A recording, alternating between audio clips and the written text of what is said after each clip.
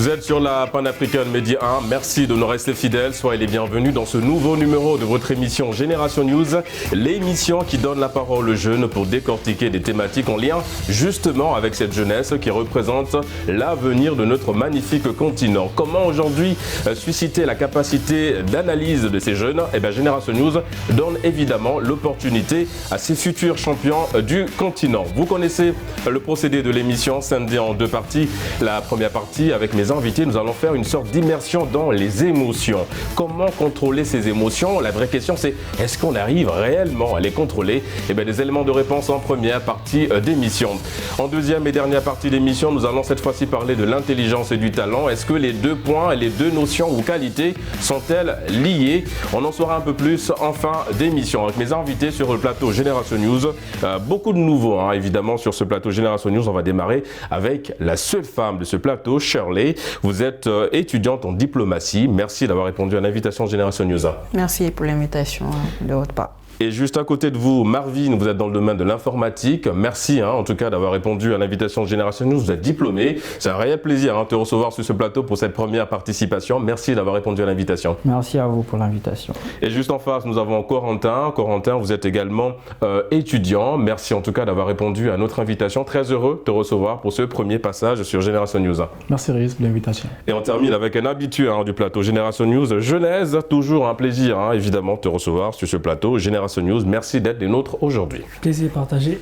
Les amis, nous allons entrer dans le vif du sujet. Je le disais dans mon introduction, pour la première partie de cette émission, nous allons parler des émotions. En l'occurrence, aussi bien la joie, la colère, la tristesse. On va passer par toutes les émotions en cette première partie d'émission. Shirley, je me tourne vers toi pour donner un petit peu le là de cette première partie d'émission. Quand on parle des émotions, justement pour la question, est-ce que toi, tu arrives à les contrôler? Est-ce que tu es du genre à être un peu extraverti ou introverti? Comment tu gères tes émotions, ma chère Shirley? Je dirais plutôt qu'en fonction des situations et de ce que je traverse, je peux être extraverti comme introverti.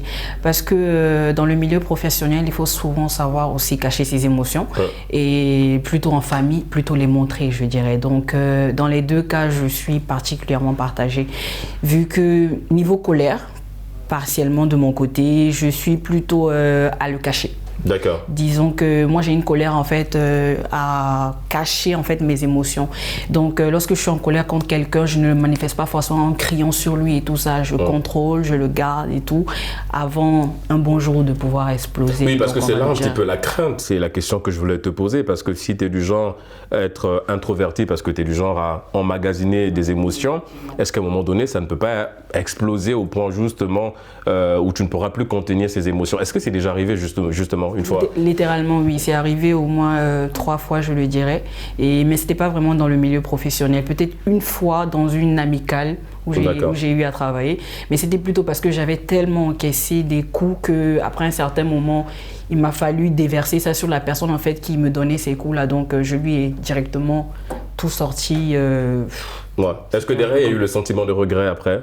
Non. Pour dire vrai, non. Non, parce que justement, il fallait que tu rendes ces coups, parce que tu en as tellement reçu qu'il fallait que tu les rendes. Et c'est le jour en fait où j'ai vraiment tout déversé, que la personne a compris que elle sait se taire, mais elle sait aussi en fait s'exprimer. Donc ça m'a vraiment permis de relâcher tout et après pouvoir repartir sur de nouvelles bases aussi pour certaines personnes, en l'occurrence ces gens qui partageaient l'amicale avec toi. Mon cher Marvin, elle a parlé des émotions, la question je te la pose aussi, est-ce que toi tu arrives à les contrôler ces émotions-là? Pour ma part, je dirais que les contrôler, c'est un peu difficile à gérer ces émotions. Donc moi, de mon côté, je suis plus à les cacher les émotions. D'accord. Parce que en tant qu'homme, si on montre trop ses émotions, c'est un peu vu comme un signe de faiblesse. D'accord.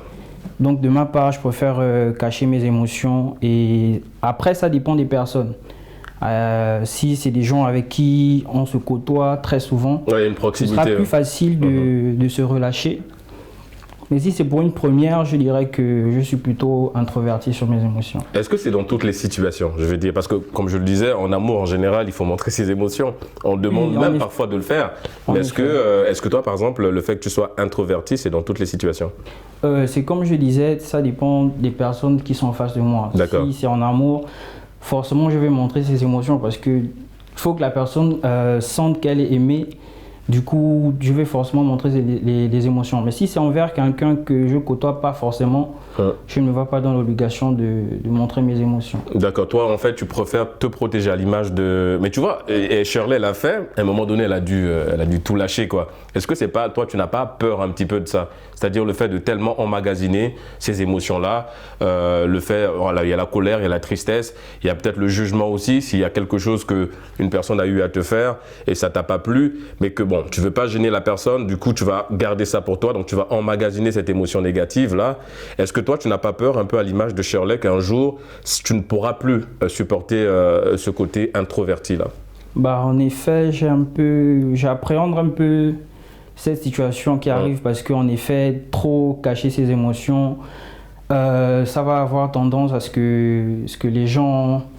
vont peut-être s'éloigner aussi parce qu'on va peut-être te considérer comme une personne associable qui n'a pas forcément envie d'être... Voilà. D'accord. Est-ce qu'il y a eu ça déjà? Je veux dire, dans ton cercle restreint d'amis, il y a des gens, tu as perdu des amis à cause de ce caractère introverti? Des gens qui ont du mal à te cerner? Bon, si j'analyse bien, je dirais que oui. Parce que l'amitié, ça fonctionne dans les deux sens. Je suis d'accord, si tu n'arrives pas à comprendre la personne, bon, moi je les comprends. C'est compréhensible le fait qu'ils s'éloignent. Mais bon, après, moi, de mon côté, je ressens pas trop le besoin de... Bah, à partir du moment où tu as ta moitié, c'est largement suffisant. Ouais, quoi. Voilà, donc effectivement, je partage ta compréhension, mon cher Marvin. Corentin, avant de donner la parole à Genèse, justement, pour réagir sur la thématique, on a parlé de la colère. Marvin est revenu sur le fait que lui, en fait, il a besoin de se protéger. Shirley également a glissé un petit peu dans ce sens-là, dans le sens de parfois, c'est pas bien d'exposer ses émotions. Ça dépend de l'endroit. Hein. Je pense qu'ils ont bien précisé également. Mais est-ce que toi, tu arrives à contrôler ça? Je veux dire, est-ce qu'il y a des astuces que tu mets parfois en place quand tu arrives à un seuil où malheureusement les émotions ont tellement pris le dessus sur beaucoup de choses? Est-ce que tu as des méthodes? Est-ce que tu as des choses que tu mets en place pour mieux gérer ces émotions-là? En l'occurrence la colère, hein, qui est une émotion qu'on a tous déjà, on la partage quotidiennement, j'ai envie de dire. Est-ce que tu as des méthodes que tu mets en place pour gérer ça? En parlant de la colère, j'ai vécu avec un père très colérique. Et à tout moment, il pétait les plombs. D'accord. Et en apprenant de lui, je me suis dit, moi, quand je veux grandir, je ferai différemment. Et l'une des techniques que j'ai adoptées, c'est en se préparant aux éventualités que je vais rencontrer. D'accord. Si je sais que je vais rencontrer Régis, je me prépare à rencontrer Régis, me disant que dans nos échanges, il peut y avoir des écarts de langage. Ouais, un mot mal placé. D'accord. Une incompréhension. Et ce que je fais, je me prépare à cela pour ne pas réagir de la mauvaise manière. Et tu adaptes toutes ces méthodes-là en fonction de la personne, oui, en fonction de la situation. C'est beaucoup de travail quand même, Corentin. Supposons que tu as un entretien, tu vas adapter ce mode-là en fait en fonction de l'entretien, en fonction de potentiellement ce qu'on pourra te dire. C'est bien ça? Oui. Toi, tu anticipes la douleur avant de... C'est bien ça le truc? Anticiper, c'est trop dit, mais c'est comme on le dit, mieux vaut prévenir que guérir. Je suis d'accord. Et je suis une personne très disciplinée. Et c'est ça ce qui m'aide à pouvoir gérer ces situations-là. Parce que si tu n'es pas une personne disciplinée, tu auras du mal à pouvoir te contrôler face aux situations que tu vas vivre. Est-ce que c'est difficile de devoir consoler ou arrêter une personne qui est hyper émotive? On voit souvent, tout à l'heure, Shirley, pour rester sur son exemple, elle disait que parfois, quand elle a du mal à contenir la colère, elle pleure. Je pense que ça arrive à tout le monde aussi. Mais il y a d'autres qui, malheureusement, n'arrive pas à se contrôler. Comme on dit souvent, il ne faut jamais réagir sous l'effet de la colère parce que sous l'effet de la colère, on ne se rend pas forcément compte de ce qu'on fait parce qu'on est dans une salle insonorisée où on est seul et on crie à l'aide et personne ne nous entend en général. Est-ce que toi, tu arrives parfois à calmer ces personnes-là qui sont hyper émotives? Comme vous l'avez dit, c'est vraiment un gros travail. Il faut prendre le temps. Ce que je fais, je prends le temps de laisser la personne s'exprimer, exprimer ses émotions. Et lorsque ce temps-là passe, je prends le temps de comprendre ce que la personne a vécu avant de lui apporter une forme de solution. Parce que si tu ne comprends pas ce que la personne vit, quels que soient tes mots ou tes propos, ça n'aura pas vraiment l'effet qu'il faut. Exactement. Donc, ce que je fais, je prends le temps de comprendre la personne et d'apporter la solution adaptée au problème de la personne. Ouais, pour éviter l'effet pansement, c'est-à-dire que je te donne juste le mot qu'il faut pour que je te calme un petit peu et pas forcément guérir la blessure. Mon cher Genèse, c'est vrai qu'on parle de contrôler ses émotions. Alors il y a un rappeur que vous écoutez sûrement, Youssoupha, qui disait dans l'une de ses chansons extraites évidemment de son album Noir Désir, qui disait qu'en fait nos émotions sont des poisons que l'on peut contrôler parce que nous sommes l'antidote. Est-ce que tu comprends et partages déjà un peu ce qu'il dit? Oui, c'est vrai, mais après, ce ne sont pas toutes nos émotions qu'on parvient à contrôler. Parce que moi, très souvent, ce sont les émotions les plus bidons, si vous permettez l'expression. C'est lesquelles selon toi?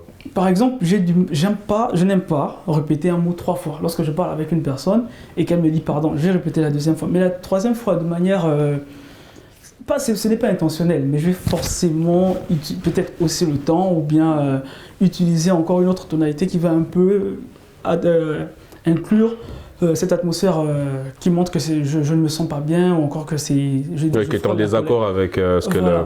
Maintenant, pour justement ce que Youssoupha disait, nos émotions sont un peu comme un poison et nous sommes l'antidote. Ça regagne un peu comme ce que Corentin venait de dire. C'est un travail qu'il faut... C'est quelque chose de... C'est un mindset sur lequel il faut travailler constamment pour pouvoir un peu essayer de les contrôler. Parce qu'il y a, encore une fois, il y a des gens colériques qui ont du mal à contrôler leurs émotions. Ça montre qu'ils ne sont pas l'antidote de ce poison-là.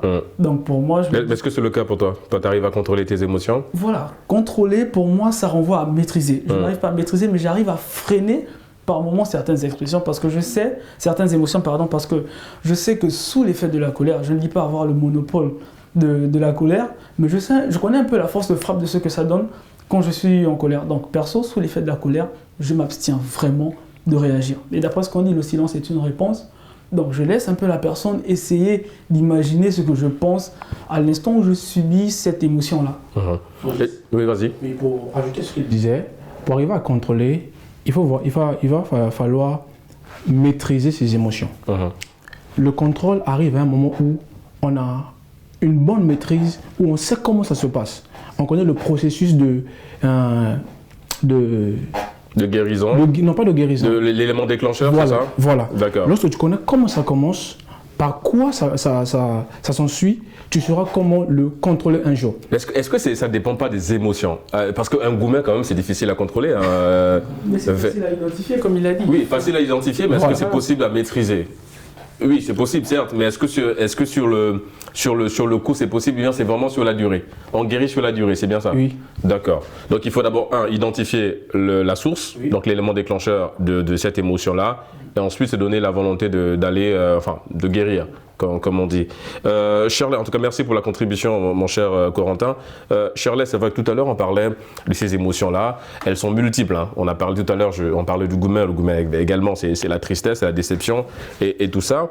Est-ce que, justement, le degré de ces émotions-là nous tue de l'intérieur en fonction, justement, de l'émotion? Par exemple, un gourmet, est-ce qu'on peut le comparer à, je ne sais pas, une trahison ou bien je ne sais pas, à une colère ou à une tristesse ou à beaucoup de choses? Est-ce que le degré est beaucoup plus élevé par rapport à d'autres émotions? Je dirais forcément oui, parce que si on parle de la tristesse et qu'on parle de la joie, il y a différents types de façons d'appréhender ces émotions-là. Et donc, pour ce faire, moi, l'émotion qui me travaille le plus, c'est plus la colère. D'accord. Parce que la colère, en fait, moi, je suis tellement hypersensible que j'ai du mal, en fait, à pouvoir exposer en fait le fait que je sois en colère, vu que je suis aussi avec des parents en fait qui manifestent souvent des états de colère et tout ça. Et donc de ce fait, j'ai commencé à étudier les gens de sorte à ne pas pouvoir blesser quelqu'un dans mes propos.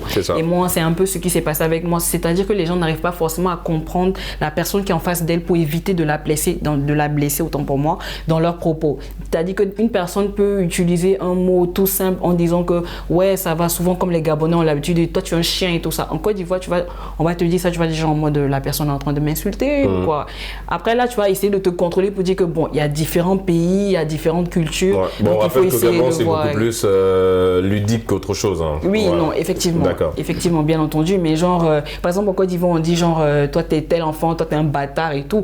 Pourtant, pour un Gabonais, il va se dire genre, la personne est en train de m'insulter. Bon, donc c'est toujours de culture générale, mais toujours est-il qu'il faut comprendre en fait la personne qui est en face. Et moi je dis que c'est là en fait de là où vient tout le problème. Si tu n'essaies pas de comprendre la personne qui est en face de toi, c'est là que tu vas vouloir te mettre en colère pour un rien. Et c'est pour ça que j'aimerais revenir aussi sur ce que Corentin a dit par rapport au fait qu'il y a une certaine particularité du fait qu'il faut carrément contrôler d'abord avant d'arriver à une certaine maîtrise en fait de nos émotions particulièrement. D'accord, oui, effectivement, ça va dans le même sens hein, de ce que Corentin disait tout à l'heure. Avant de donner la parole à Marvin, je reste avec toi Shirley, parce que tu as parlé de quelque chose qui est assez intéressant, l'hypersensibilité, parce qu'une personne hypersensible, et c'est bien déjà de savoir que tu l'es, parce qu'en général on ne le sait pas, mais l'hypersensibilité en fait en général on a besoin d'être dans notre zone de confort, on a besoin parfois d'être avec nous-mêmes, et je pense qu'en fait dans l'hypersensibilité il y a quelque chose qu'on a développé, c'est la notion de solitude. En fait en général on n'est pas seul, on est avec nous-mêmes,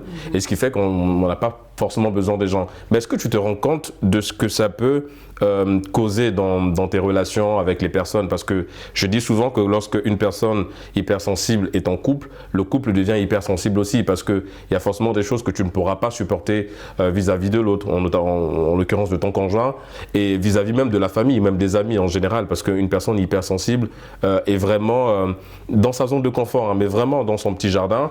Est-ce que ça aussi, ça ne te cause pas un peu ce problème dans ce sens-là? Tout à l'heure, je parlais à Marvin du côté associable. Est-ce que c'est quelque chose que tu vis par rapport à ton hypersensibilité? En vrai, effectivement, oui. C'est-à-dire qu'on n'en parle pas beaucoup, mais il y a plusieurs personnes, en fait, quand je côtoie certaines personnes, parce qu'elles sont très rares, les personnes qui sont hypersensibles, c'est-à-dire que moi, j'ai une facilité à pleurer lorsqu'il y a un problème. Mais genre... c'est l'un des points de l'hypersensibilité. Exactement, mais comme Marvin l'avait dit, il faut souvent savoir cacher ses émotions, parce que pour le domaine que je fais aussi, c'est pas tout le temps bien de montrer ses émotions. Donc, dans le domaine de la diplomatie, lorsqu'une personne t'énerve, tu vas pas forcément directement montrer en fait que... Diplomatie, tout est dans la formation déjà. Exactement, la diplomatie, donc... Pour moi, en fait, avoir fait cette formation, c'était déjà compliqué parce qu'il y avait un certain comportement de ma part qu'il fallait changer, et surtout le côté de l'hypersensibilité, du fait que lorsque tu côtoies des autorités, quand tu arrives à un certain niveau de colère ou bien un certain niveau d'énervement, tu es obligé de cacher toutes ces émotions. Je me mettais souvent dans une salle, je finissais de pleurer, mais ce qui est bien avec moi, c'est que j'ai la facilité à changer de visage. C'est-à-dire que si j'ai pleuré tout de suite, dès que je sors, tu vas voir que mon visage quand même va... Souvent, c'est ma petite soeur qui remarque ça, que j'ai eu à pleurer effectivement, mais après quand je viens devant les gens, c'est non, il n'y a rien, juste que je me sens pas bien et tout ça, et je veux juste passer à autre chose. Je trouve que c'est un peu dommage, c'est vrai qu'on n'en parle pas beaucoup, mais je pense que, bon, déjà on a fait une thématique sur l'hypersensibilité sur Génération News, parce que moi-même je suis hypersensible, et je trouve en fait qu'on n'en parle pas. Pourquoi? Parce qu'il y a des pays qui ont compris la nécessité justement de mettre en avant ce point-là. Au Japon par exemple, il y a une salle qui est réservée uniquement pour ça, c'est-à-dire les gens qui ont envie d'aller crier, ils vont se défouler. C'est vraiment une salle uniquement pour ça. Elle est insonorisée. Tu as un problème, tu as envie de crier, de te lâcher. Tu vas dans cette salle, tu t'enfermes, tu cries comme tu veux, tu sors, tu es soulagé. Et ça aide beaucoup de personnes à être mieux concentrées sur ce qu'on a envie de faire. Oui, je sais, c'est un peu drôle, mais ça aide beaucoup, en tout cas, cette salle blanche. Mon cher Marvin, merci pour le partage, hein, Shirley, notamment sur l'exemple que tu as abordé. Marvin, on parle des émotions, on parle effectivement de comment les contrôler. Alors, Corentin parlait de beaucoup plus maîtriser. Je crois que notre ami Genèse est également dans cette logique-là, de maîtriser les émotions. Moi, ce que j'ai envie de savoir, c'est justement par rapport à ces émotions-là, notamment la colère ou la tristesse. Tu nous as dit que tu es du genre un peu introverti, mais est-ce que ça t'arrive parfois de faire sortir ça en famille, par exemple, les émotions? Est-ce que c'est quelque chose que tu montres beaucoup? Déjà, les émotions comme la colère, pour moi, je vais dire qu'elles s'expriment elles s'expriment intérieurement. D'accord. Mais je ne les manifeste pas vraiment de façon... Attends, tu ne te fâches pas, tu tapes pas sur la table. Ah ok, d'accord. Mais c'est juste que ça dépend d'un certain niveau de colère. D'accord. Je vais dire que si c'est à répétition, par exemple avec la famille, si tu as une dispute avec un frère, tu peux laisser passer une fois, 2 fois, 3 fois, mais après la 4e fois, ça va devenir de trop, et tu seras forcément obligé de t'exprimer, d'exploser en fait. Et c'est un peu ça. Donc moi, au début, c'est intérieurement que je réagis. Tu peux même pas savoir que l'acte que tu as posé, ça m'a énervé, ça m'a rendu triste et tout. Tu vas pas savoir. D'accord. Mais à un bon moment, ça va devenir trop, et là, je serai obligé d'exprimer cette émotion. Justement, exprimer cette émotion-là, moi ce que j'ai envie de savoir, c'est que tout à l'heure tu disais que tu es du genre un petit peu introverti et que le fait d'exposer ses émotions, c'est s'exposer quelque part aussi, se montrer ses faiblesses. Et je pense qu'en fait, on a tous grandi avec ça. Nos parents qui nous disaient toujours un homme, ça ne pleure pas, un homme, il doit rester fier, il doit rester debout. Est-ce que quelque part aussi, ça ne nous enferme pas dans ces émotions-là? Parce que pour la petite histoire, la petite information, parce que selon l'OMS, c'est une étude qui date de 2 ans, le taux de suicide est beaucoup plus élevé chez les hommes que chez les femmes. Tout simplement parce que nous, les hommes, on a tendance à emmagasiner les émotions parce qu'on a grandi avec l'éducation, le moment qui nous dit un homme ça ne pleure pas. Moi la question que j'ai envie de te poser mon cher, est-ce que ça t'arrive parfois de lâcher ces émotions là comme Shirley, de simplement vivre ces émotions, en d'autres termes, de pleurer quand tu sens que ça peut aider? Les gens nous disent que pleurer ça soulage. Est-ce que toi également tu peux montrer ces faiblesses là? Ça t'arrive parfois d'être faible? C'est la question que je te pose mon cher Marvin. Bon, c'est comme je disais, ça dépend des personnes qui sont en face de moi. D'accord. Les émotions telles que la tristesse, c'est des émotions qu'il faut forcément libérer parce que si tu emmagasines, ça peut te détruire intérieurement. Je suis d'accord, Marvin. Donc, de mon côté, moi, ce que je fais, c'est juste, je me mets à l'écart des gens, je prends du temps pour moi. Et s'il faut pleurer... Tu pleures seul. Voilà. Alors, comme on dit, généralement, un homme, ça pleure seul. Donc, voilà, parce qu'on n'a pas envie de montrer les émotions devant les gens, on pleure. C'est ce que je dis souvent aux gens, c'est que les hommes, c'est pas que les hommes ne pleurent pas, ils pleurent seuls. On pleure en cachette, parce qu'on n'a pas envie de montrer des trucs, mais un homme, il a des émotions, tu vois, il ressent beaucoup de choses aussi, et que c'est juste que nous, en fait, on a grandi avec cette formation familiale, j'ai envie de dire, où on nous dit qu'un homme, c'est droit, ça pleure pas, ça montre pas ses émotions. Mais moi, je dis l'inverse, un homme, s'il veut pleurer, il faut qu'il pleure. Parce que s'il pleure pas, il va emmagasiner des trucs. C'est en fait l'homme, quand il vient au monde, il vient déjà avec une charge mentale. Il doit s'occuper de la famille, il doit être chef de famille, il doit être père, il doit chercher un boulot. Sinon, sa femme ira travailler, tu vois. Bref, donc comme on dit, un homme, il faudrait qu'il ait tout ça. Mais quand tu viens au monde et que tu as l'impression que tu veux comparer ta vie à celle de l'autre parce que l'autre, il a du travail, il a un salaire, toi, tu n'as rien, tu as l'impression que tu as raté ta vie, entre guillemets. Mais non, mais il faut simplement y aller. Et ça, c'est parce qu'on a grandi avec une éducation où on met beaucoup de pression à l'homme et où on demande à l'homme de faire tellement de choses et que par rapport à ça, il n'a pas le droit de se lâcher, de montrer ses émotions, de pleurer. Pleurer parce que ça fait du bien aussi parfois et il faut le faire. Voilà. Donc ça, c'était juste la petite parenthèse. Et oui, mon cher Corentin, justement, je venais vers toi. D'accord, je veux juste rajouter quelque chose. Si on voit bien le constat, surtout en Afrique, les hommes meurent souvent avant les femmes. Oui, comme je disais tout à l'heure, sur l'OMS, ouais. Pourquoi? Un auteur a dit c'est parce que les hommes gardent ce qu'ils ont. Et moi je pense, si on veut arriver à maîtriser ou contrôler ses émotions, c'est d'échanger, de communiquer avec les personnes qui sont avec nous. Si on arrive à trouver au moins une personne comme un confident, c'est-à-dire j'ai vécu telle situation au travail, dès que je rentre, je dis ça à madame ou à mon frère ou à ma soeur, ça pourra nous aider à gérer ou à garder le cap. Non, je suis d'accord. Donc le choix du confident, c'est important aussi dans le traitement. Oui. C'est-à-dire qu'il faut trouver la bonne personne, une oreille attentive et tout ça. Oui. D'accord. Non, c'est pour aller dans le même sens que toi. Oui, c'était ça. D'accord. Et du coup, mon cher Genèse, le fait qu'il y ait des professionnels aujourd'hui qui nous aident à contenir un peu ces émotions-là, c'est plutôt une belle avancée, j'ai envie de dire, parce qu'il y a des psychologues qui sont là. Tout à l'heure, Corentin parlait de trouver une oreille attentive, mais est-ce que c'est facile? C'est ça la vraie question, parce que même ton confident est un confident. Donc en général, quand tu confies des choses à quelqu'un, voilà, cette personne aussi est un confident. Ce qui fait que tu me donnes une info aujourd'hui, Marvin a la même info parce que le ref fait le tour du plateau. Donc justement, ces professionnels des mots, donc des douleurs et des mots MOTS, des paroles qu'on arrive à sortir. Qu'est-ce que tu en penses justement dans la gestion de ces émotions-là? Bon, dans la gestion de ces émotions, moi je pense surtout qu'au bout d'un moment, ça donne un peu l'impression qu'on veut changer notre personnalité. D'accord. L'émotion, c'est un trouble. Quand je parle de trouble, c'est pas en rapport avec une défaillance, mais ça fait partie de l'être humain. C'est ce qui fait l'homme. Quand on dit avoir pitié, être colérique, c'est une émotion humaine. Donc c'est tout à fait normal pour certains d'être colérique. C'est tout à fait normal. Après, je pense, j'aimerais bien revenir sur Youssoupha. Il a un son intitulé Solar pleure. Et dans le son, il dit, bon, je vais inverser, il dit, je suis juste bizarre, je ne suis pas vraiment triste. Et c'est même ce qu'il dit dans le troisième couplet. Pour dire que, bon, au départ, on a l'impression que je suis triste, mais en réalité, c'est ma personnalité. Je ne suis pas triste, c'est peut-être l'expression faciale. Après, encore une fois, c'est ce qu'il fait d'une part la personnalité de quelqu'un. Par exemple, on va prendre l'exemple de quelqu'un qui sourit très facilement. Ouais. Et après, on va dire à cette personne, si on remplaçait cette émotion par la colère, par exemple, quelqu'un qui s'énerve très vite, on va dire change cette personnalité. Bon, ça fait d'elle ce qu'elle est. Donc, aller voir un psychologue pour dire que j'aimerais ne plus être cette personne, ça... Pas forcément ne plus être la personne, mais peut-être t'aider, comme Corentin dit, à contenir, pour rester sur la thématique, à peut-être contrôler, maîtriser ses émotions. Dans tous les cas, contrôler, maîtriser, ça reste un combat sempiternel, aussi longtemps qu'on vit. Parce que même une addiction, ça reste une émotion qu'on exprime. Quand on a tout le temps envie de voyager, tu es addict au voyage, bah, à un moment donné, tu vois, c'est une émotion. Et forcément, comme vous l'avez dit, c'est une très belle avancée.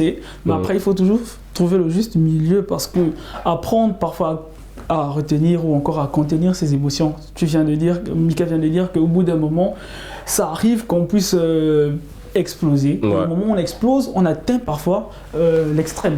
Du coup, le meilleur moyen pour nous serait, à chaque fois qu'on ressent, il faut savoir, comme moi je venais de le dire, il faut freiner l'expression de cette émotion-là. C'est-à-dire, si tu es en colère, exprime-toi, mais dans les règles de l'art. Bon, après, c'est le comportement... Beaucoup plus dans le... Enfin, tu l'exprimes, mais tout en ayant le processus de guérison. Évidemment, mon cher Genèse. On marque une courte pause, les amis. On se retrouve dans une poignée de minutes pour la deuxième et dernière partie de l'émission. À tout de suite.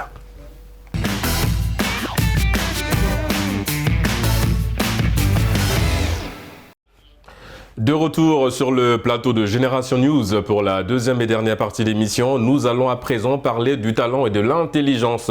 Ces deux notions sont-elles liées? Eh bien, des éléments de réponse tout de suite avec Genèse.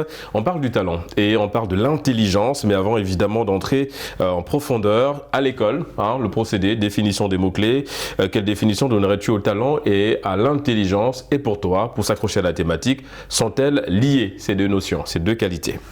Alors, d'une part, le talent se définit comme étant une aptitude ou une compétence exceptionnelle dans un domaine, peut-être comme l'art, la musique, le foot, le sport. Dans tous les cas, ce sont des arts. D'accord. Après, le talent peut être acquis ou encore inné, mais ce n'est pas forcément lié à l'intelligence. Parce que l'intelligence, ici, ça englobe une gamme de capacités cognitives qui se caractérise qui implique par exemple la pensée logique, la résolution des problèmes et tout ce qui va... la réflexion, l'analyse. Exactement. Maintenant, on peut concilier, mais l'un n'est pas synonyme de l'autre. D'accord. Shirley, est-ce que tu partages également l'analyse de Genèse ou tu nages à contresens? Peut-on être talentueux sans être intelligent ou peut-on être intelligent sans forcément être talentueux?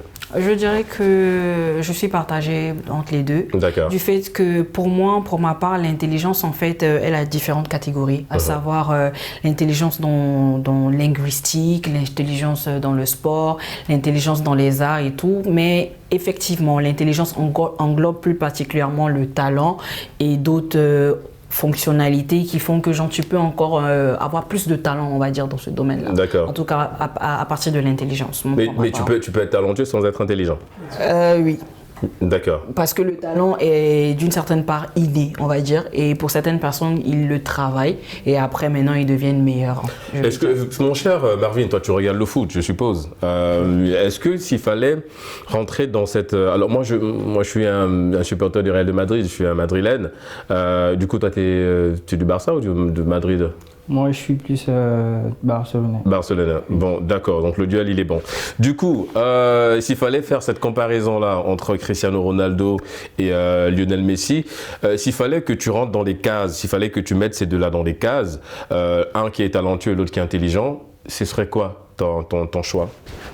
Alors, tout d'abord, pour moi, l'intelligence, ça se caractérise comme le fait c'est la capacité qu'on a à comprendre, à analyser les choses. Or, le talent, c'est plus la facilité qu'on a dans certains domaines. Donc, si je devais mettre des cases entre Cristiano et Messi, je dirais que Messi, lui, c'est plus le talent. D'accord. C'est pas quelque chose qu'il a travaillé, qu'il a eu des efforts à faire. Je peux dire c'était inné. Il se retrouvait avec ce don, si je peux dire. Or, Cristiano, c'est quelque chose qu'il a développé. C'est quelque chose qu'il a affiné au fil des années, qu'il a travaillé. Et ça l'a rendu talentueux en fait. Exactement. Merci pour l'analyse parce que j'ai la même. Hein. Donc, j'allais contredire. Vas-y. Pour dire que Ronaldo, on l'a tous vu. On voit surtout la capacité, on voit surtout en fait la forme physique qu'il a. On se rend compte que dans ma définition, j'ai dit ça peut être acquis ou inné. Qui dit acquis dit travail perpétuel accumulé qui te permet d'obtenir une compétence. Donc le talent est une compétence. L'intelligence, pourquoi moi je place Messi, pourquoi moi je fais l'inverse, c'est parce que Messi, on montre des vidéos où tu vois Ronaldo est en train de courir, en train de s'entraîner. Par contre, c'est vrai que ce n'est pas en concomitance, mais on montre Messi en train de dormir. Pourquoi? Parce que lui, pendant qu'il dort, c'est plus le mind qui fait que lorsqu'il arrive sur le stade, il a déjà placé des repères pour dire voilà comment je vais faire, voilà comment je vais faire. Ronaldo, ça peut arriver qu'il s'entraîne 3, 4, c'est pas pour le discréditer encore, mais ça peut arriver. Mais Marvin n'est même pas dans le sens de discréditer aussi Messi. Non, c'est pour que les fans qui nous regardent ne voient pas ça. Non, on n'est pas dans un duel de fans, on essaye de comprendre une chose parce que de toutes les façons, cette comparaison-là avait déjà été soulevée et c'est tout le temps soulevé par les fans. Oui. Et moi, je suis dans le même sens que je partage l'avis de Marvin. Ton avis aussi, il est logique. Hein, je suis parfaitement d'accord, mais je suis beaucoup plus penché sur l'avis de Marvin parce qu'effectivement, quand on parle du talent, on ne dit pas ici sur ce plateau que Messi n'est pas intelligent. C'est pas ce qu'on dit. On dit juste qu'il est né avec une capacité, ce qui fait que Messi n'a même pas besoin de s'entraîner. Il peut dormir, ne pas s'entraîner pendant 2 jours, mais quand il vient sur le terrain, le mec, il va te claquer 90 buts dans la saison. Mais Cristiano, en fait, on voit le travail. C'est comme il dit, c'est quelqu'un qui sait qu'il a certes un talent, mais qu'il fallait qu'il travaille beaucoup plus pour affiner ce talent-là. Donc il y a une intelligence dans le fait, dans son alimentation par exemple, il ne boit pas tout ce qui est boisson gazeuse, il a un temps bien précis pour dormir, tout ça c'est une forme d'intelligence. Mais il n'est pas fêtard. Oui, l'inverse de l'autre. Voilà. Mais qui peut te faire la fête la nuit et le lendemain il te claque 40 buts quoi. Tu vois un petit peu, c'est beaucoup plus dans ce sens-là que Marvin. Le réel point commun intervient. Le réel point commun des deux intervient au niveau du travail. L'un travaille pour accroître son talent, l'autre travaille pour développer son intelligence. Maintenant, je ne sais pas d'extrapoler, mais tout ce que je pouvais dire, c'est comme Régis vient de le dire, l'autre peut dormir 2-3 jours avant le match et venir l'autre. Et ça, très souvent sur le stade, on remarque parfois que Messi marche, il dilapide un peu les regards à gauche et à droite, et après il se dit, bon, voilà comment je vais procéder. Là, je pense que ça inclut beaucoup le mind, donc l'intelligence. Par contre, Ronaldo, très souvent, il n'est pas toujours statique sur le stade. Il gesticule. En gros, ici, c'est une stratégie un peu physique qui fait en sorte qu'il puisse se défaire des défenseurs pour pouvoir facilement exécuter une action décisive. Ouais, Marvin, tu veux rebondir ou bien vas-y avant de laisser Corentin, parce que Corentin, il est un peu spectateur. Non, mais t'inquiète, tu vas donner ton avis sur... Après, j'aimerais dire que cet aspect que tu vois de Messi, de toujours être dans le mental, moi, je pense que c'est une forme de talent. C'est juste. C'est une forme de talent. Alors que Cristiano, lui, c'est du travail pur. Il n'est pas en train de se reposer. Il cherche toujours à travailler, à peaufiner un peu son talent. Or, l'autre, c'est déjà dans la tête, en fait. C'est inné. Oui. Donc, il peut dormir, il peut rester sur le terrain à regarder. Il fait beaucoup d'efforts. C'est-à-dire que Messi, des fois, tu peux penser qu'il en baisse de forme. Mais non, c'est un talent, c'est inné, c'est pur, en fait. C'est du talent. En gros, c'est du talent. Du coup, on ne peut pas forcément associer les deux. Oui. C'est un peu ça. Est-ce qu'une personne, mon cher, oui, tu veux rebondir?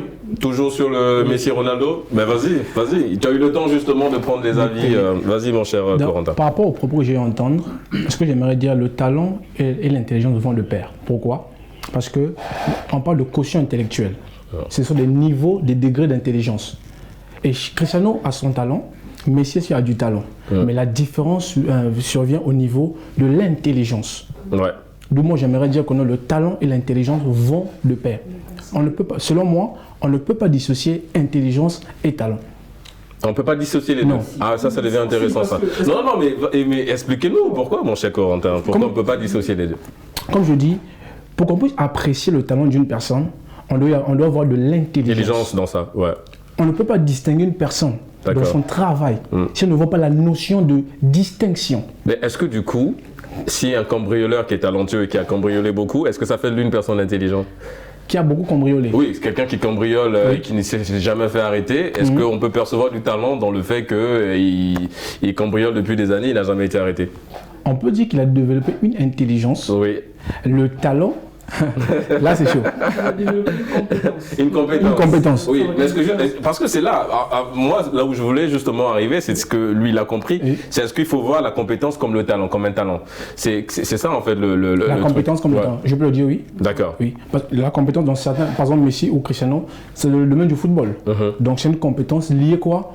Au sport ou au football. Si on prend Messi, on lui emmène dans le domaine du journalisme. On peut dire que c'est le plus nul. Je ne sais pas, je ne le connais pas. Ouais. Mais face à vous, vous allez l'écraser, je pense. D'accord. Il n'a pas la compétence, le talent pour ça. Mais vous l'avez, et vous avez cette intelligence. Il va avoir l'intelligence, mais il n'est pas avoir ce talent pour cette compétence pour le journalisme. Shirley, tout à l'heure, tu voulais rebondir. Avant, on va laisser Shirley réagir. Tu voulais réagir sur un point. Tu n'étais pas d'accord sur l'avis de Corentin? Particulièrement dans le domaine du football, ça c'est plus vous. Mais comme il a dit, pour moi, on ne peut pas dissocier en fait l'intelligence du talent. Donc, je rejoins un peu plus son idée. On peut pas dissocier. Pour toi, c'est lié. Pour moi, c'est lié. Quand on est talentueux, on est intelligent quelque part. En fait, il y a une certaine particularité du cerveau qui utilise en fait cette intelligence-là en fait pour magnifier en fait ce talent que nous avons. D'accord, mais supposons que nous soyons dans une salle de classe. Si toi tu es la première de la classe, est-ce que ça fait de toi une personne talentueuse? Non. Mais si tu dis qu'on ne peut pas dissocier... Disons, en fait, c'est une personne en fait, talentueuse dans ce qu'elle fait. C'est-à-dire que tu peux avoir... parce que souvent en classe, on va dire qu'on est en classe en fait, plus en fait, pour apprendre. Et non en vrai pour être intelligent, on va dire.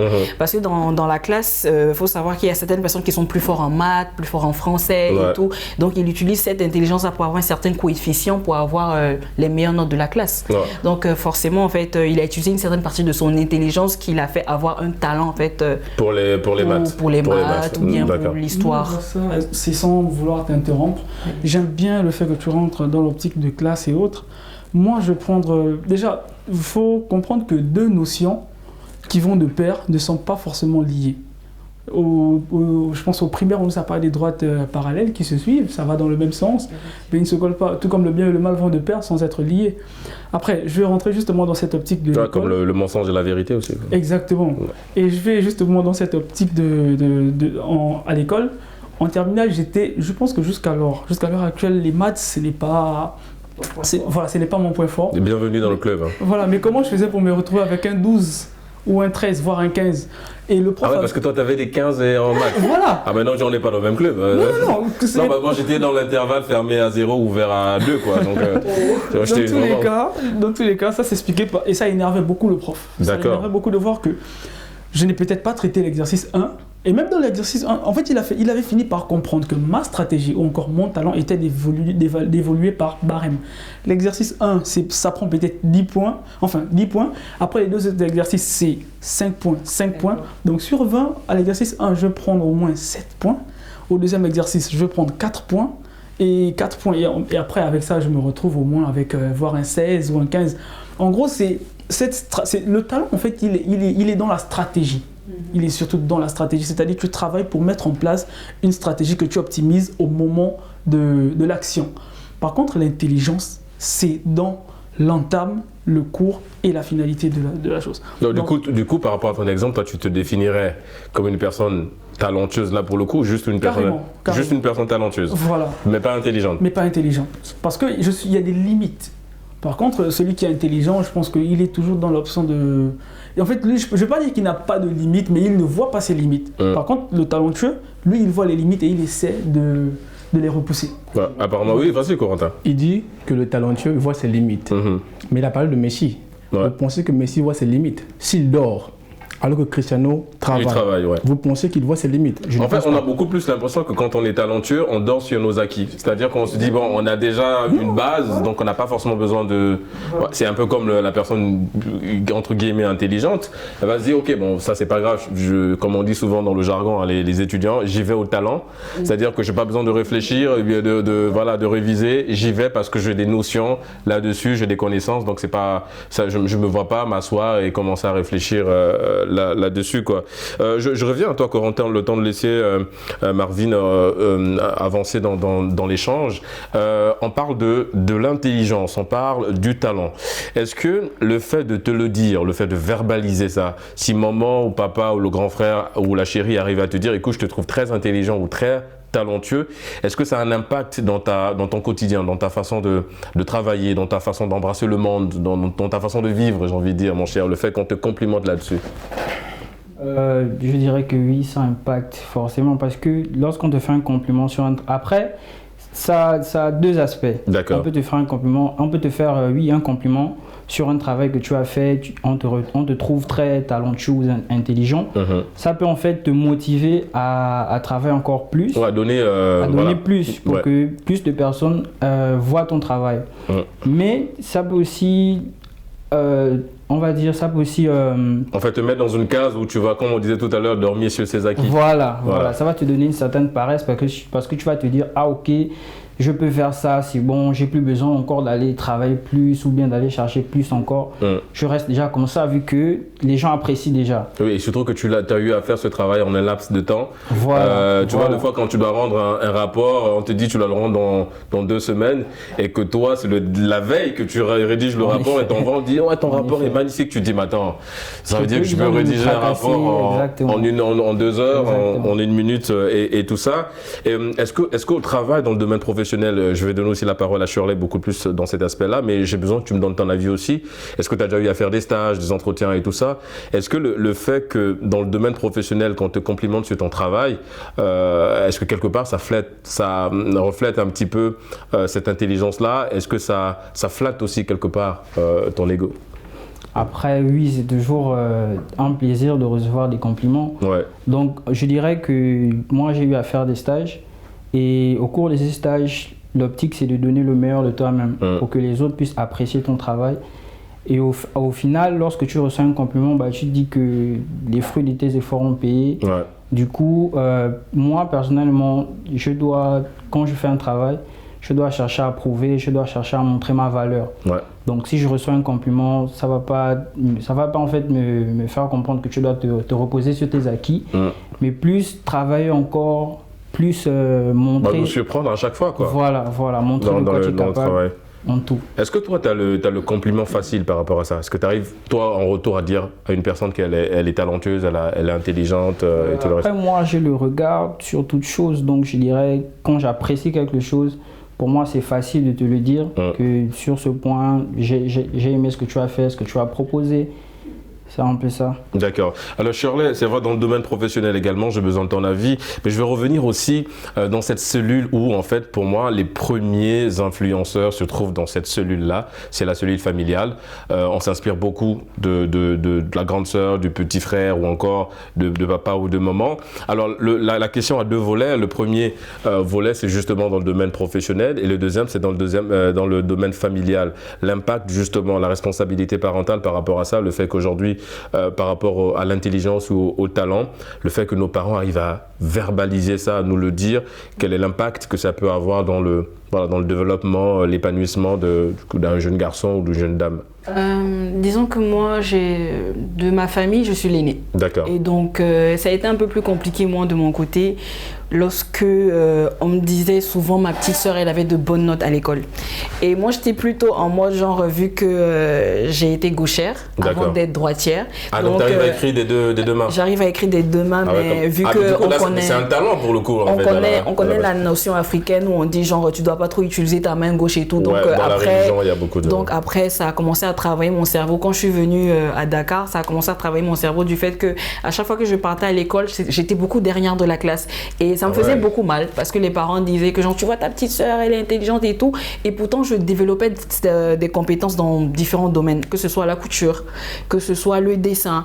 Parce que plus je recevais des choses qu'on me disait qui me faisaient mal, je m'adonnais à ces petites passions où genre, je pouvais être seule et réfléchir et compenser en fait mon comportement. L'hypersensibilité pour le coup. Effectivement. Donc, de ce fait, je travaillais plus en fait de mes doigts, ce que je pouvais en faire. Donc, je faisais plus de la couture, je faisais plus du dessin. Et ça me permettait en fait en moins de changer de comportement, mais aussi je développais une certaine compétence dans laquelle je me disais que ah ouais, mais j'ai cousu un bel habit, c'était pour mes poupées. Mais souvent, je me disais que ouais, j'aime la couture, sans savoir que même ma grand-mère, elle avait été couturière. Donc, ça a même été un talent, je vais dire, inné, sans que je me rende compte. Familial, quoi. Exactement. Ouais. Après, le dessin aussi, il y a un des parents du côté paternel aussi qui dessinait. Et ça aussi, je ne le savais pas. Donc, tout ça, en fait, en grandissant, j'ai commencé à les développer. développé. Après, j'ai voulu faire de l'architecture ou de la couture. Finalement, avec les parents aussi, c'est pas des métiers d'avenir, donc il faut faire autre chose. J'ai fait de la diplomatie et plus je grandissais, et là je me rendais compte que les parents n'avaient pas forcément raison sur ce qu'ils disaient en fait, en me disant que non, tu n'es pas intelligente et tout ça. Mais moi je développais en fait des compétences dans certaines matières. Par contre, moi j'étais bonne en maths. Moi personnellement pour le coup, j'étais bonne en maths. Et donc, tu étais bon en maths toi? Par contre, j'étais super nulle en littérature. En littérature. Et pourtant j'étais en L. Ah ouais, quand même. Et pourtant, donc tout ce qui est philosophie, j'ai détesté. Français. Alors que moi, c'était les calculs. Et pourtant, mes amis de classe étaient tout le temps là en mode genre, mais toi, avant S et tout, j'ai dit, vous croyez que maths de S et puis maths de L, là, c'est la même chose. Ne confondez pas les choses. Laissez-moi en L ici. Je vais pratiquer. Et finalement, je suis partie dans un domaine où j'ai plus pratiqué de la littérature que les maths. Et bon, bien évidemment, aujourd'hui, je me sens à l'aise, donc il n'y a pas de souci. Mais je dirais en fait que l'intelligence pour moi, en fait, l'intelligence et le talent sont forcément liés. Sont forcément liés parce que je savais même pas de mon côté que j'avais des parents qui avaient eu à faire de la couture et tout ça, mais j'ai commencé à développer en fait ces compétences en la matière, et mon intelligence a commencé à jouer sur le fait que lorsque mes amis me disaient mais toi t'es bonne dans ça et tout, et je trouvais des compliments en fait à pouvoir recevoir de cela, donc j'en donnais en fait effectivement c'est que tes parents ne te complimentaient pas forcément sur cette intelligence là ou sur les talents que tu développais à chaque fois, parce que réussir à écrire de demain, donne-moi le truc, je te jure que la main gauche il y aura que du charabia. Donc c'est déjà talentueux ce que tu fais, et tu me laisses entendre que tu as touché à beaucoup de domaines, le dessin, la couture et tout ça, donc c'est des talents que tu as développés, mais même si tes parents ne t'ont pas forcément motivé dans ça, mais le fait de dire l'inverse, toi ça t'a motivé. Donc en fait ça a été une forme de psychologie inversée qu'ils ont utilisée avec toi par rapport à ce compliment là qui a conduit au développement de ces nombreux talents que tu possèdes. Moi je veux revenir sur un point, et la question je te la pose à toi Genèse. Elle a parlé des parents. Moi je parlais de la cellule familiale parce que je trouve que c'est un rôle important aujourd'hui. Un père qui complimente son enfant sur son intelligence ou sur le talent, ou qui accompagne, c'est toujours bien, mais on a toujours l'impression que le fait que nos parents veuillent nous orienter dans quelque chose, est-ce que quelque part ça ne tue pas un peu le talent qui est en nous, comme c'est le cas de Shirley, parce que Shirley aujourd'hui elle peut faire des expositions d'art parce qu'elle sait dessiner, elle peut être dans le domaine de la mode, mais visiblement papa avait des bonnes raisons et maman aussi ont des bonnes raisons, donc ils savent pourquoi ils t'ont orienté sur la diplomatie. Mais ce que j'ai envie de dire, c'est que, alors c'est pas un cas isolé, il y a beaucoup qui sont comme ça dans ce domaine-là en fait. Est-ce que le fait que nos parents nous orientent dans ce qu'ils veulent que nous fassions, est-ce que quelque part ça ne tue pas le talent et l'intelligence qui est en nous? Bon, moi par expérience un peu personnelle et rationnelle, vraiment c'est comme je l'ai dit, c'est rationnel. Moi personnellement, dans mon enfance, je voulais tout faire, notamment ce que je fais aujourd'hui, et ça figurait parmi les choix de mon père.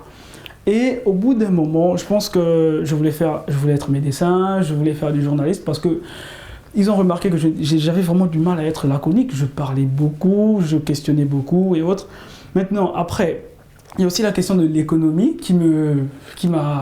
c'est quelque chose qui m'animait, parce que quand on parlait d'argent, j'étais vraiment dans cette optique où il faut économiser beaucoup d'argent parce que je voulais intégrer des banques. Mais je pense que c'est au niveau en classe de seconde où j'ai réellement compris pourquoi mon père, parce que de la seconde jusqu'à aujourd'hui, je pense que c'est plus une orientation de mon père. Et ça n'a pas tué mes objectifs ou mes rêves, parce qu'aujourd'hui, je suis en train de devenir étape par étape ce que je voulais devenir.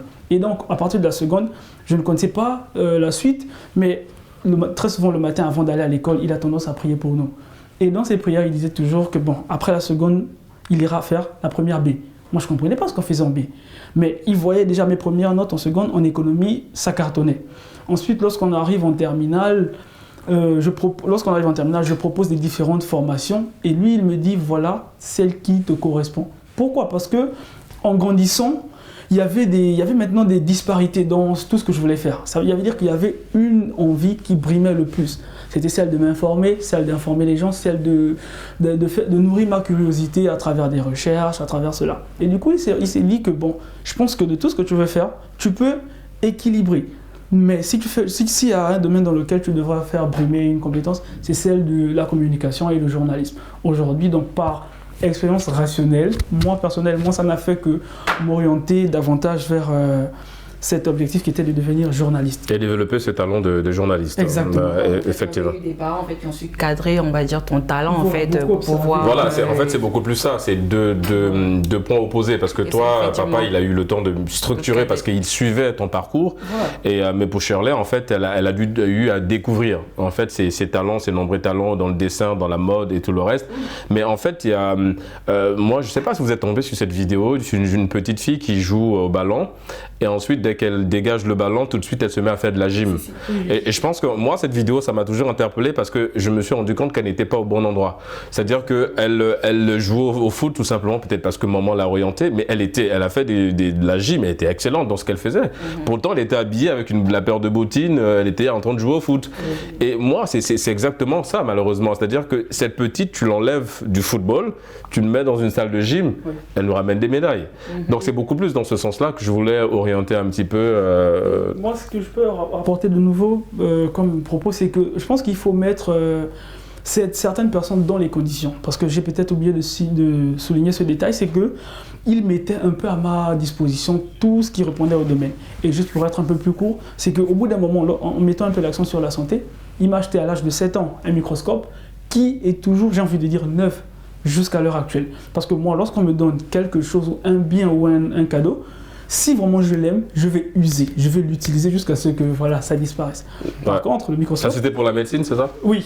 Du coup, ça te tente toujours parce qu'en fait, ce qu'il ne faut pas oublier aussi, c'est que on a toujours là, pour le moment, le choix. C'est-à-dire que si Marvin avait envie d'être médecin, bien sûr, il peut toujours derrière le devenir, mon cher Genèse. Malheureusement, je suis obligé de t'interrompre parce que nous sommes arrivés au terme de cette émission, ça allait très vite. Je rappelle qu'on a reçu évidemment mon cher Corentin. Corentin, une personne à saluer vite fait avant de clore l'émission. J'aimerais faire un coucou à mon pasteur. D'accord. Biramandia de l'église Alébétel. D'accord, mais on salue le pasteur Marvin, une personne à saluer vite fait avant de clore l'émission. Alors moi j'ai 2 personnes à saluer. Vite fait alors. Ok, ce sont mes frères parce que j'ai oublié de le préciser, je suis triplé. Ah, d'accord. Donc j'aimerais leur passer le coucou. Cite les noms. Il y a Charlie et Tony, les 2 ils sont actuellement en France. D'accord, c'est super, on aurait bien voulu avoir les 2 autres aussi sur le plateau, mais ce n'est que partie remise, je suppose. Oui, ma chère Shirley, une personne à saluer vite fait. Je tiens à saluer papa et maman Lago, et bien entendu mes 2 petites sœurs, à savoir Israëla et Marie-Grâce, et bien entendu les Bordeaux. D'accord, on fait un gros bisou à toute la famille Genèse.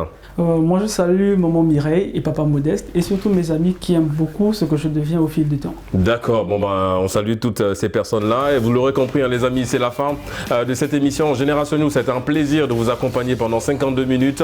Et d'ici là, bonne suite des programmes sur nos antennes.